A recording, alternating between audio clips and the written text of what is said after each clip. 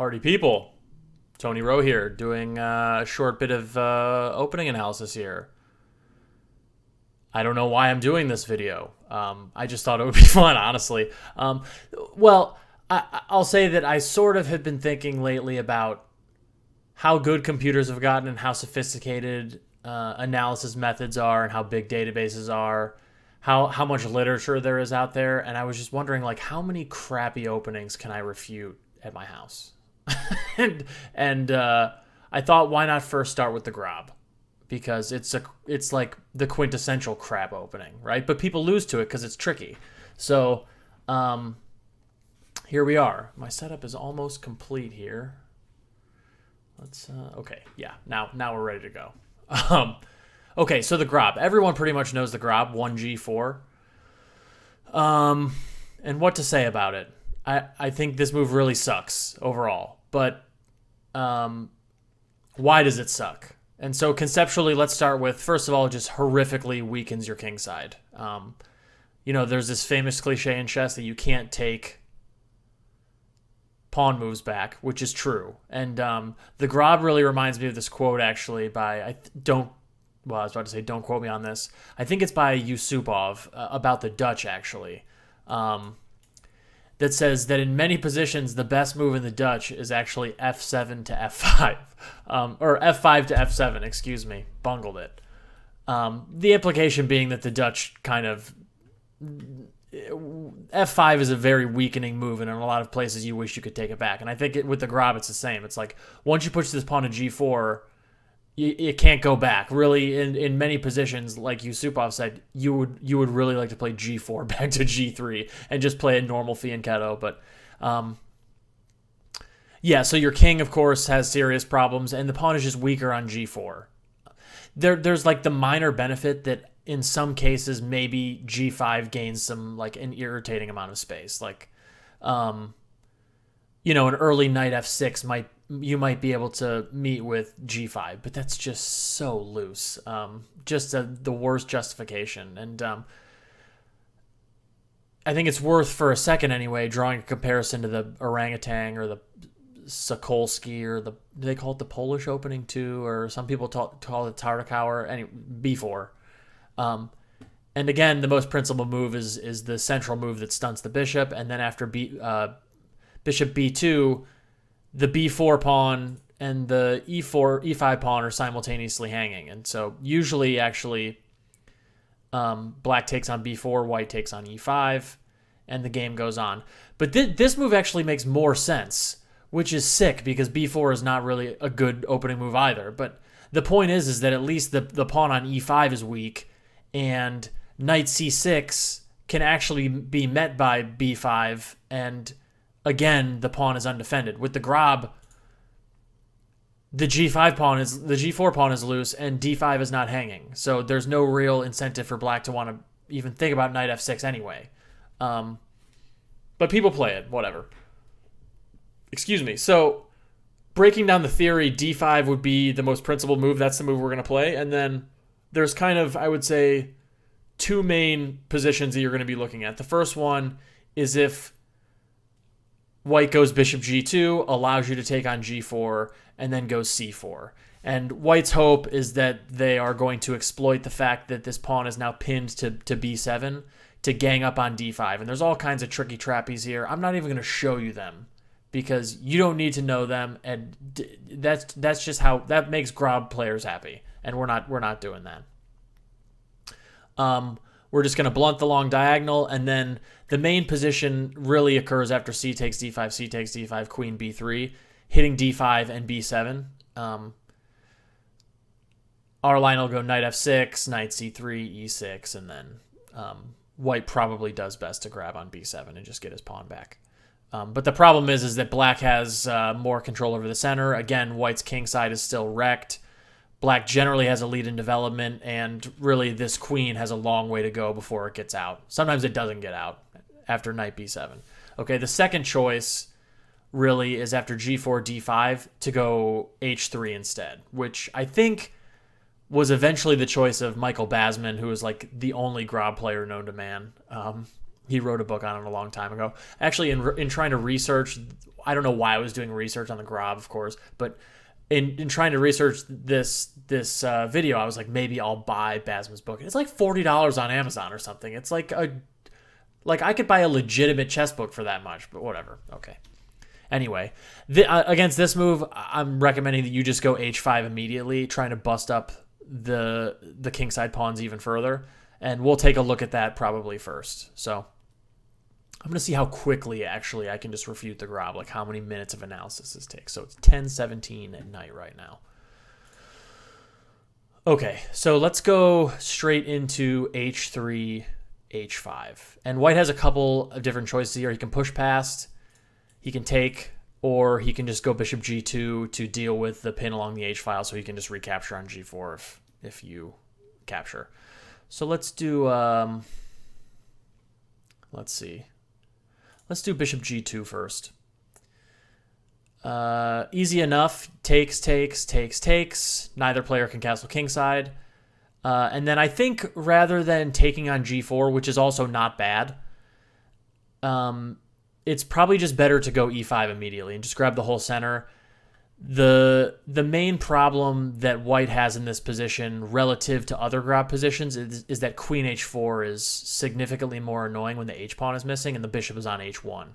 And so there really is just a tremendous risk of black like almost scholars mating you, like a slightly more sophisticated scholars mate with just bishop c5, not taking on g4 with the bishop, but just going knight f6 takes g4, and your position just completely falls apart. One thing I will say before I get too far into this video is that I made a lead chess study. I'm going to link to it. All the analysis is going to be there. It's going to be a public study. You can download it. You can clone it. You can do whatever the hell you want to it. And it's going to be more detailed than what's in the video. I think my notes are way too complete for how much you need to know against the Grob. Really, I just want you to absorb the main ideas here, but some of the main variations. But if you need that level of detail for whatever reason, it's in the study. I'm not going to show all of the lines that are in the study, but one line here would be c4 immediately, trying to fight back against black's center, and then queen h4, threatening the bishop, just allowing d5 to hang. Bishop d5, knight to f6, again, continuing development, looking to grab on g4 with the knight. Queen b3, not necessarily, the point being that it's hitting b7 here, but also the fact that white actually needs to start thinking about defending the f2 square. One consequence of the bishop being on d5 instead of on g2 is that knight h3 is not possible. So white has to be already a little bit careful about how tender f2 is. c6, bishop f3, bishop g2 is similar. Bishop c5 already threatening f2, e3, e4, lots of trouble. Knight h3, now that the bishop's back on g2, white can try and defend f2 this way. Knight back to e5, and white's position completely collapses. I'll put that in green because it's positive for us. That's my system. Knight d3 is obviously a very serious threat, as is bishop takes h3, winning a piece. So white's totally losing. Again, there's a little bit more analysis here, but not that much. So h3, h5, bishop g2, takes, e5, and then you're just going queen h4 and just trying to like Morphy style mate him on f2. Also possible is just pushing past, and again, e5, just standard like principled chess. Here we're hitting the, again, green, go by the system, Tony. We're hitting g5, and white has to do something about that. The most obvious is to just go d3. It actually is possible to go d4. It's pretty funny. I noticed this. Stockfish actually prefers to go d4, and after e takes d4, queen takes d4. Knight c6, queen a4, for instance. Other queen moves are possible, but you actually reach a reversed Scandi. but after, like, let's say bishop c5, it's a Scandinavian defense where black has been given bishop c5 and h5, and white has been given h3, g4, g5, which are probably worse than just having them not played. But black has actually has an improved Scandi as black. Anyway, weird, but yeah. Again, H5, G5, E5, D3 is probably a bit more solid and reserved. And then one key idea to remember is that actually now that the pawn's on G5, G6 is actually a really good square for the knight. So that's where we're going to put the knight. Bishop G2, Bishop E6. There are a lot of positions in the Grob, really, especially these style of positions with the pawn on G5, where black is very well set up to castle long. So you'll see that in this chapter and a couple of other places. Again, simple development from both sides. White plays E4 to try and grab it a little bit of the center before black has too much time to go E4, D4, or whatever. And yeah, Queen D7. There are a couple of correspondence games from this position. People went like moves other than Queen D7, but to me, Queen D7 is just very much the best move, the most obvious. It dissuades white from castling. Whoa. It dissuades white from castling due to the weakness on H3, and it gets ready to castle. So, someone played Queen D6, but to me, that doesn't make nearly as much sense. And again, do I even want to show this analysis? I would just say check out the study if you want to see past here. Fundamentally, black is just going to castle long and probably go something like Bishop E7, and then either F6 or F5, depending on whether or not you want to try and open up the G file or break in the center. I'd probably recommend F5. To me, that makes a little bit more sense. But yeah, a lot of ideas here for black, and it's very hard for white to finish development in a logical way. Because this dark square bishop actually only has D2, it's very hard for white to develop the queen, which means it's very hard for white to castle long, and white cannot castle short because of the weakness of H3. And going to H4 is even more weakening. Black can then play Bishop G4. And again, you wouldn't be able to castle short because of like Bishop takes F3, Bishop takes F3, Knight H4, for instance. Those kinds of ideas. And if white can't castle either direction, then like what do you really do? Again, like you can try and play for maybe A3, B4 here, or Bishop D2, C3, but are you really going to play Bishop D2, C3 when your king's in the center and black's actually better set up for opening of the center? Anyway, don't get it out of here. This is all garbage. It all sucks for white. The last real option for white after H3, H5 would be to go not G5, but just taking. And again, white's at a pretty serious structural disadvantage when he does this. Really, almost anything is good. E5, again, just to be consistent. Bishop G2, knight to F6, and then a couple of different ideas here. D3, knight C6, C3, rook H5, knight F3 was Visa Sand Correspondence 2012, and I think just Bishop C5 and black is much better. Again, probably black will play something like Bishop F5 or Bishop E6 and try and organize castling long somehow, and then break in the center. Also possible would be something like C4, D takes C4, Queen A4 check, C6, Queen A4, and then black's just going to gain more time. Something like this when, again, you're going to take on H5 at some point. You have control of the center. You have better development. You have a safer king. Like, everything is going black's way. And that's really, I would say, all you need to know about H3, H5. White is pretty much worse everywhere. Not that much to say. Okay, so on to the main line. Again, I have this tends to be a little bit sharper and a little bit more complicated, so there's more information in the study than there is on this video. Another thing that I would just say, like on a fundamental level, when I say refutation, I'm not using it in maybe the most classical sense before anyone goes like, black isn't technically winning in variation C. The point is that a refutation for me would be like, could you make someone quit playing this against you if you had all of this analysis? Like, could you just make their position suck bad enough over and over again that they would not want to play it against you? And I would say proving that black is much better in all of these positions, maybe not winning, but much better as black is a pretty significant refutation. Okay, so g4, d5, bishop g2, bishop takes g4, c4, and then I'm going to recommend c6. There are some people, talented authors, I think Richard Palliser, Michalewski recommends, I wouldn't say recommends this, I think Michalewski recommends c6, but he does mention that bishop takes b7, knight d7. Taking on c4 is possible and good. I think it is possible. I think it is somewhat good.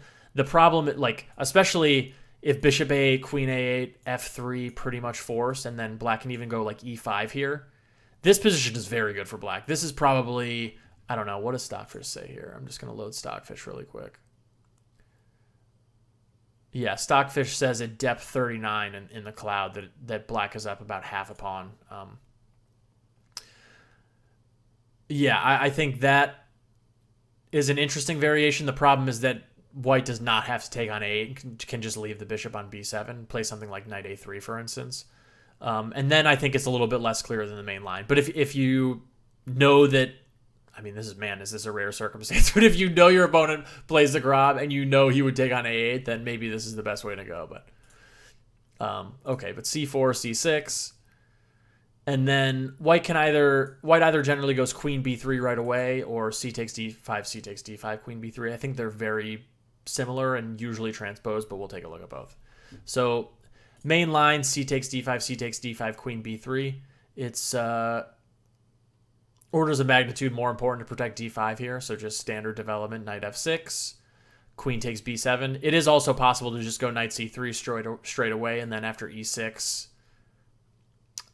I think white should probably just take on b7, and then after queen takes b7, knight b to d7, we just transpose back to the main line. But queen takes b7, knight b to d7.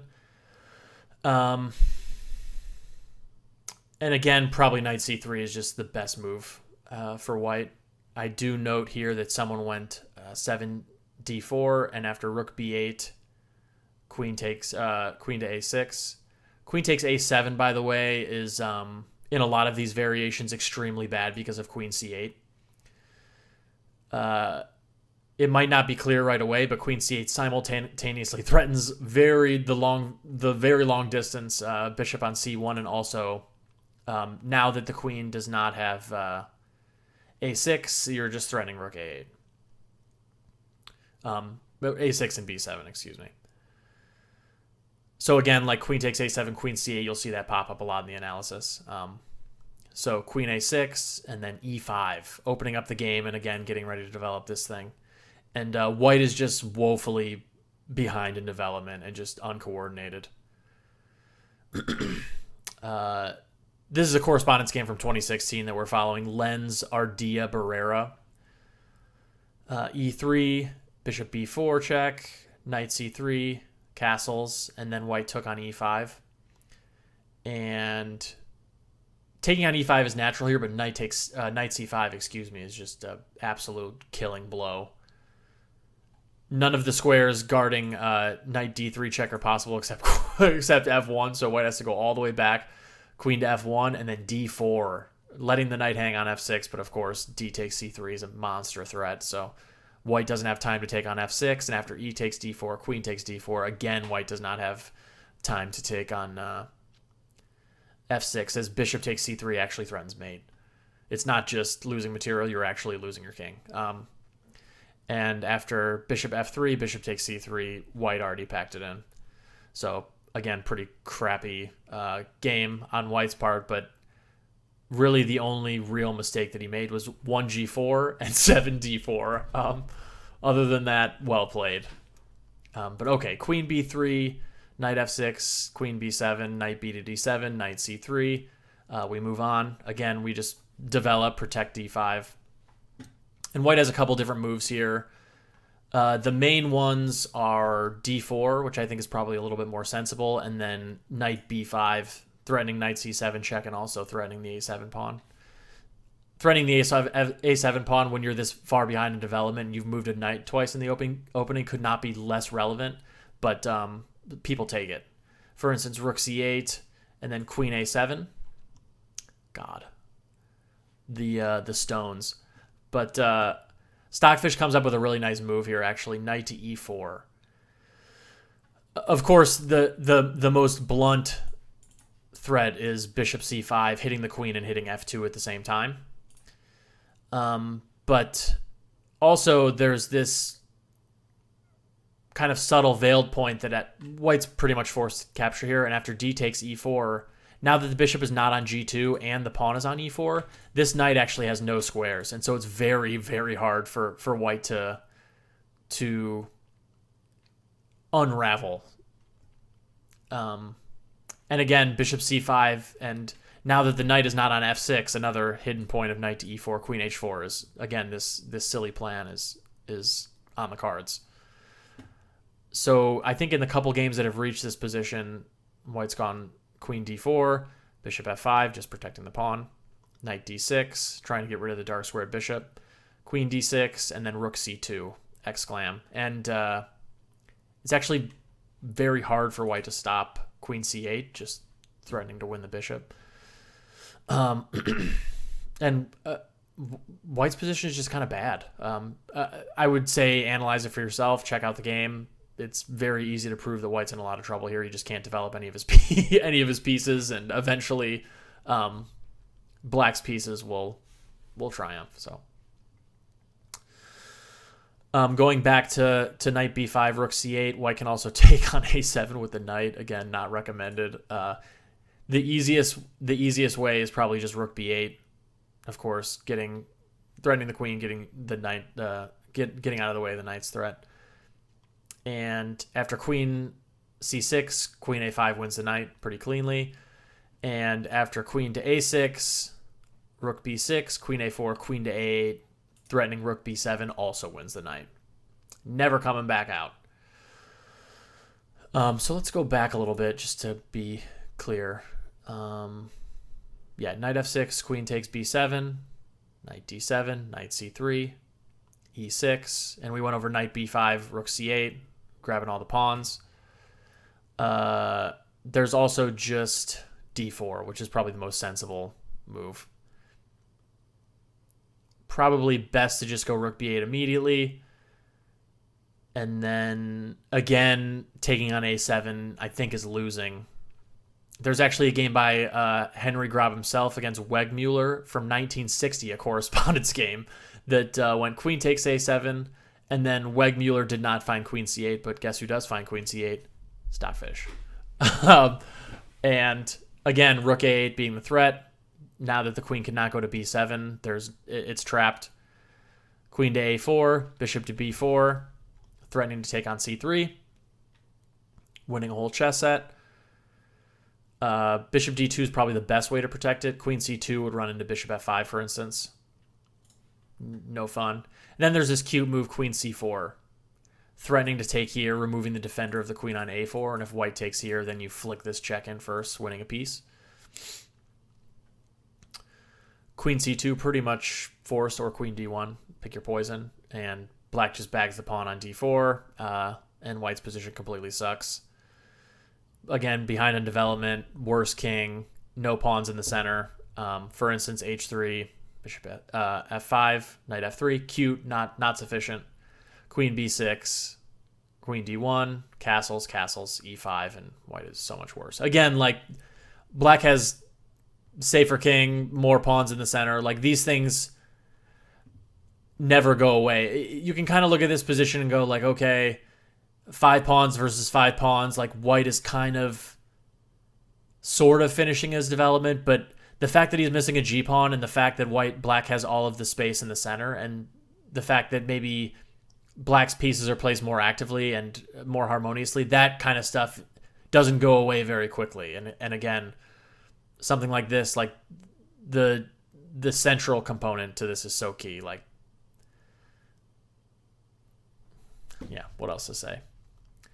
But again, let's go back. Knight c3, e6, d4, rook b8, queen a6, the better move. Bishop b4. There are quite a few games that have reach this position or similar positions, and really it all comes down to a lot of times white just cannot protect the c3 pawn after we take on c3, as sad as that sounds. For instance, knight f3, knight e4. You can go bishop d2, but it's too late, actually. Something like bishop f3 and then taking on d2 is actually just worse than a worst way to lose the d4 pawn, but worst way to lose a pawn anyway, but whatever. A bunch of, well, I shouldn't say a bunch, 2 games, I think, or 3 games in my database have reached this position. That analysis will be in the study for you to check out. The bottom line is after rook f to c8 or rook b3, white has not managed to save the c3 pawn in either game. There's this sicko, what's his name? I think it's Lubomir Kaitzky, and he's played the Grob in a tremendous number of correspondence games. I don't know if he played in a thematic just for shits and giggles, or he actually goes out of his way to really play the Grob on purpose, but he's got so many Grob games and just gets beat on. I feel bad for him, but yeah, in both of these games his position slowly crumbled. C3 hangs, and even after that, white's not out of danger. The a3 pawn is weak. Black is still better coordinated and has better pieces. I don't know what to tell you. Yeah, eventually he just fell apart in both games. So that fundamentally is a practical refutation of the Grob. So what did that take me? It's 10:37 now, so exactly 20 minutes. Was pretty much everything you need to know about refuting the Grob. And again, just to review, it's really against h3, h5, and pretty much e5 no matter what, and then you're looking to kind of just smash through on f2 in a lot of variations. And then against the Grob main line, I would say, where they sack the g-pawn, c4, c6, and you're just going to let b7 hang, and then really just develop all your pieces, I would say, for the most part. I would say the only really critical detail that is helpful to remember is a lot of times taking on a7 loses to queen c8. And other than that, logical development tends to just do really well. Queen b3, knight f6, takes. Knight f6, e6, easy moves. Rook b8, easy move. Bishop b4 is key in a lot of variations. Again, you have knight e4, queen c7 on the cards, castles, rook f8, that kind of stuff. You're just taking on c3 all the time. And that's really it. Check out the study. I'll link to it down here. And yeah, okay, it's reversed. The Grob still sucks.